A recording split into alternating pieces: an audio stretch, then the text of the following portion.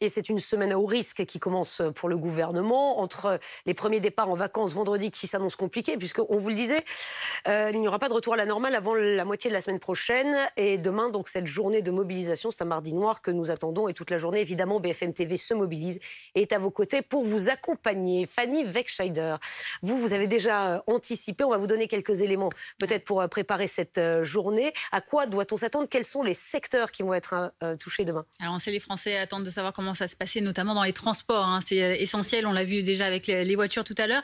Alors, il faut dire que la CGT, Force ouvrière, FSU et Solidaire, ainsi que des mouvements de jeunesse sont mobilisés. Donc demain, appel à cette grève pour des augmentations de salaire, la défense du droit de grève également. Et ça commence donc dans les transports avec un mardi pas si noir que ça, on va dire, dans une partie de transport à la RATP, donc en Île-de-France, où les plus fortes perturbations concerneront le RER A et le RER B, avec une moyenne de 3 trains sur 4 qui circuleront. Dans le bus, ce sera 2 bus sur 3 qui seront en fonctionnement demain. En moyenne, certaines lignes seront plus perturbées que d'autres.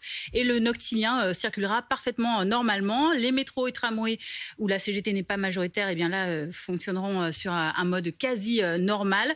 Là où ce sera un peu plus compliqué, ce sera du côté du réseau national de la SNCF, puisque la CGT Cheminots et Sudrail appellent à la grève. Alors les détails, on les connaîtra en fin d'après-midi, évidemment, ils seront communiqués. Mais déjà, le ministre des Transports, Clément Beaune, a annoncé que pour ces vacances de la Toussaint qui approchent, malheureusement, la grève pourrait générer de fortes perturbations, jusqu'à 1 train sur 2 dans certaines régions. Grève également dans les transports routiers de marchandises. Est-ce qu'il y a d'autres secteurs qui seront concernés par... Malheureusement, il y en a d'autres. Ça va être assez compliqué. Mouvement interprofessionnel, on l'a dit. Les raffineries de pétrole, on le sait, sont concernées. Les transports également. Et on va voir que le nucléaire continue également de rester en grève. Une grève qui a débuté fin septembre.